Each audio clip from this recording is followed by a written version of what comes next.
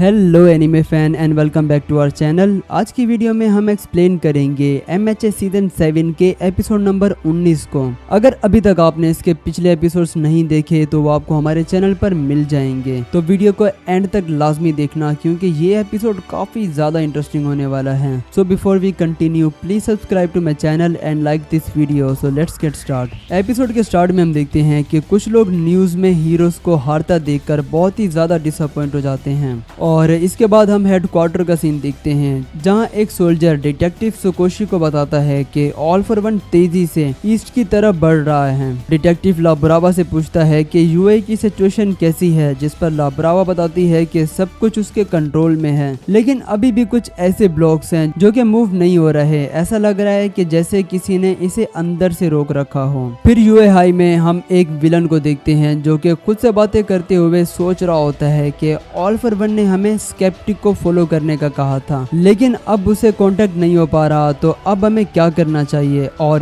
कहता है कि हमें ऑल फॉर वन को रिजल्ट दिखाने होंगे और एक भयानक स्माइल देते हुए कहता है कि इसके बाद बहुत जल्द इस पूरी दुनिया पर ऑल फॉर वन का कब्जा होगा। और वो अपनी कार का यूज करके कुछ पार्ट्स को खराब करने की कोशिश करता है, लेकिन तभी वहाँ एक हीरो आ जाता है और उसे देख लेता है। लेकिन वो विलन जल्दी से अपने पावर्स का यूज करके कुछ हिस्से को खराब कर देता है जो कि कुछ आम लोगों पर गिरने वाला होता है, लेकिन तभी डेथ आर्म्स वहां आकर उसे अपने शोल्डर से रोक लेता है और वो कहता है कि उसे पता था कि ऐसा कुछ जरूर होगा। फिर दोबारा हम हेडक्वार्टर का सीन देखते हैं जहां वो कह रहे होते हैं कि ऑल फॉर वन आइडो सिटी से आगे आ चुका है। डिटेक्टिव कहता है कि क्या कोई हीरो वहां मौजूद है ऑल फॉर वन को रोकने के लिए, लेकिन तभी वहां मौजूद एक ऑफिसर स्क्रीन पर कुछ देखकर काफी ज्यादा डर जाता है और जमीन पर ही गिर जाता है। और डिटेक्टिव उससे पूछता है कि आखिर तुम बताओगे कि क्या हुआ, जिस पर वो सोल्जर कहता है कि डाबी ने अपनी फ्लेम्स को अपने अंदर ही काफी टाइम से कंप्रेस करके अपने अंदर स्टोर कर रखा था, लेकिन वो इसे ज्यादा देर तक होल्ड नहीं कर पाएगा, जिससे 10 मिनट के अंदर ही वो फ्लेम्स उसे भी तबाह कर देंगी और एक बहुत ही बड़ा धमाका हो सकता है जिससे उसके आसपास के 5 किलोमीटर तक सब कुछ तबाह हो जाएगा और उसकी फ्लेम्स हर जगह फैल सकती हैं। और तभी हमें ये भी पता चलता है कि ऑल फॉर वन ने अपनी स्पीड को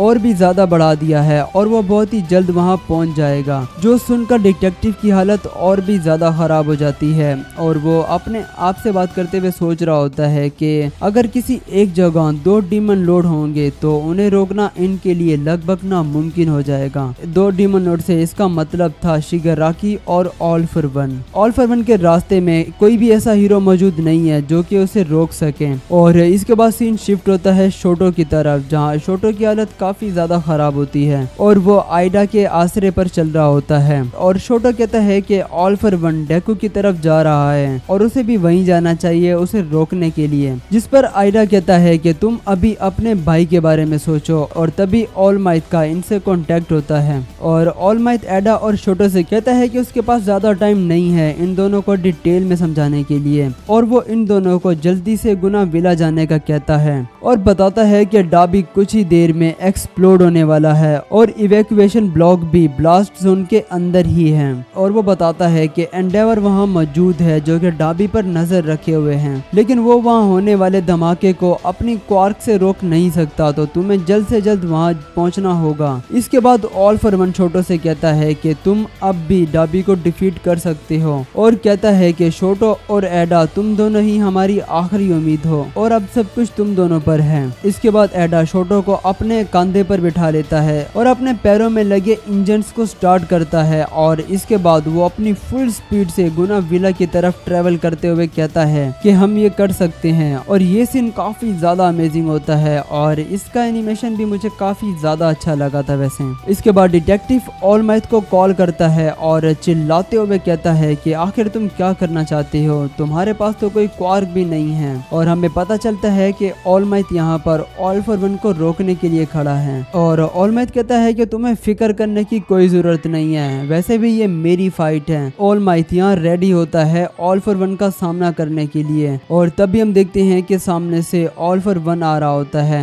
और वो ऑल माइट को देखकर काफी क्रीपी लुक देता है। और इसके बाद ऑल माइट अपने हाथ में मौजूद सूटकेस को ट्रांसफॉर्म करता है और तभी सीन शिफ्ट होता है गुना विला से 2 किलोमीटर दूर इवैक्यूएशन ब्लॉक में। तो वहाँ मौजूद सभी सभी लोगों को वहाँ से शिफ्ट किया जा रहा था क्योंकि अब डाबी की फ्लेम्स यहाँ तक पहुँचना शुरू हो गई थी। और हम देखते हैं कि डाबी अनकॉन्शियस हो चुका होता है और अपने बाप यानी एंडेवर पर एक पावरफुल अटैक करता है जिससे एंडेवर काफी दूर जाकर गिरता है। इसके बाद भी डाबी एंडेवर पर काफी हमले करता है, जिसके बाद एंडेवर डाबी से कहता है कि तुम्हें अपनी फ्लेम्स को काबू में करना होगा और कहता है कि मैं तुम्हें नहीं मरने दे सकता। इसके बाद एंडेवर कहता है कि डाबी की फ्लेम्स इतनी ज्यादा पावरफुल हैं कि इसे रोकना इसके लिए भी काफी ज्यादा खतरनाक है और वो भी इन फ्लेम से जल सकता है। और यहाँ हम देखते हैं कि कुछ इमोशनल बातें होती हैं, जैसे कि बाप बेटे के बीच में इमोशनल बातें होती हैं, बिल्कुल वैसे ही। खैर हमें वैसे भी इससे कुछ ज्यादा लेना देना नहीं है और ना ही हमें इसमें कुछ ज्यादा इंटरेस्ट है। और फिर हम देखते हैं कि एंडेवर कहता है कि चाहे कुछ भी हो जाए मैं तुम्हें नहीं मरने दूंगा, और ये कहकर एंडेवर डाबी को गले से लगा लेता है और उसकी फायर पावर्स को एब्जॉर्ब करने की कोशिश करता है। और तभी यहाँ डाबी की माँ रे भी आ जाती है और अपनी आइस पावर का यूज करके उसकी फ्लेम्स को कम करने की कोशिश करती है। और उसके बाद हम देखते हैं कि डाबी के बाकी बहन भाई भी यहाँ आ चुके होते हैं और वो भी अपनी आइस पावर्स का यूज करके डाबी की फ्लेम्स को कम करने की कोशिश कर रहे होते हैं। और पूरी टोडोरो की फैमिली यहाँ मौजूद होती है और सब लोग डाबी की फ्लेम्स को कम करने की कोशिश कर रहे होते हैं, लेकिन इन सब के बावजूद भी डाबी की फ्लेम्स और भी ज्यादा बढ़ रही होती हैं। न्यूज रिपोर्टर और बाकी सभी लोगों की नजरें इसी फाइट पर होती हैं और हम देखते हैं कि एडा जिसने शोटो को उठाया होता है वो बहुत ही ज्यादा स्पीड से यहाँ पहुंच आते हैं, जिसे देखकर हेडक्वार्टर में मौजूद सभी लोग काफी ज्यादा हैरान हो जाते हैं। और तभी डाबी भागता हुआ आता है, अपनी ग्रेट ग्लेशियल एगर से अटैक करता है, जिसे डाबी की फ्लेम्स आइस में कन्वर्ट होकर हवा में ही डिस्ट्रॉय हो जाती हैं, जो देखने के बाद सभी लोग जो भी इस फाइट को लाइव देख रहे थे या टीवी पर देख रहे थे वो सब के सब शॉक हो जाते हैं। और हम देखते हैं कि डाबी की हालत काफी ज्यादा खराब होती है, लेकिन अभी भी वो यही कह रहा था कि वो इन सब से काफी ज्यादा नफरत करता है और वो अभी भी यही चाहता है कि उसकी पूरी फैमिली मर जाए। और यहाँ पे एपिसोड खत्म हो जाता है। तो गाइस ये था आज का एपिसोड और मुझे कमेंट में जरूर बताना कि आपको ये एपिसोड कैसा लगा।